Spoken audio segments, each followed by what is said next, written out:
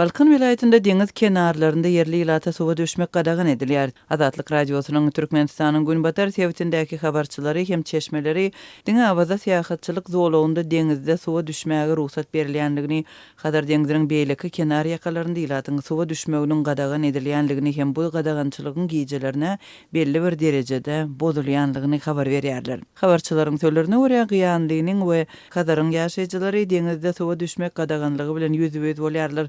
Yerli ýaşaýjylar we din jalmak üçin baranlar gündiz deňizde ýüzüp bilmeýärler. Gejelerine gadagançylyk belli bir derejede gowşaýar, hususan da bu gadagançylykdan para berip geçip bolýar. Issyk howada suwa düşmek gadagançylygy ilata köp oňoýsuzlyklary döredýär şeýle de yerli ilaty seýrek girdeji çeşmesinden mahrum edýär. Ýanynda we Hadarda onurça hususy mihman öýleriň biznesi çökdi.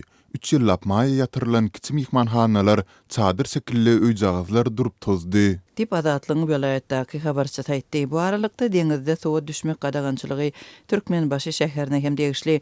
Bu günler her ýerde deňize 30 metr galanda geçmek gadagan diýilen duýduruşlar ýazylan. Deňize goloýlan adamlara 100 manat jerime töletdirýärler. Dip habarçy edýär. Habarçy bir gadagançylyga garamazdan kenar ýakalarynda balyk tutýan balykçylaryň käte duş gelýänligini belleýär. Gararsız neşir Türkmen News Hadar we Garaboguz şäherlerinde suwa düşmek gadagançylygy barada habar berýär we soň günlerde gözegçiligiň hazam güýçlendirilendigini, indi adamlaryň diňe bir suwa düşmekde eýdem kenar ýaky ýerlerde gedelen çedip hem bilmeýänligini habar berýär. Kenar ýakalaryndaky ýaşaýyş ýerlerde suwa düşmek gadagançylygy yssyk howaly ýurt üçinem günüň aşy gyzýan wagtyna gabat geldi.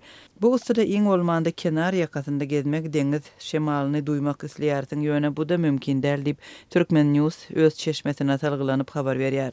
Gararsız neşir suwa düşmek gadagançylygy sebäpli sosial nägileligiň döreýänligini belleýär. Sosial ulgamlarda yerli häkimetlere we paýtagta köpçülikliň hat ýazmak üçin çagyryş edilýär. Balkan vilayetinde yerleşýän ýurdun esasy syýahatçylyk zowlagy bolan awazada din jalmak bolsa hemme el ýeterli däl. Türkmen News neşiriniň habaryna görä Balkan vilayetiniň ýaşaýjylary awaza barmak üçin yerli ýaşaýyş ruhsatyny, pasportlaryny we COVID-19-a garşy vaksina şahadatnamasyny görkezip iki sany polisiýa barlyg nokodundan geçmeli bolýarlar. Beýleki sebetleriň ýaşaýjylary bolsa awaza barmak üçin migrasiýa gullugundan da ruhsady we din jalyş putyowkasyny görkezmeli bolýarlar. Bir günüň azatlygyň çeşmeleri din jalyş dowlagyna girmegiň çäklendirilendigini we awaza bilen ýanaşyk yerleşýän Türkmenbaşy şäherinde howpsuzlyk çäreleriniň güýçlendirilendigini habar berdiler. Çeşmenin habaryna görä ýaşaýjylar üçin dören oňoýsuzlyk prezidentiň garyndaşlarynyň sebite barmagy bilen bagly bolupdyr.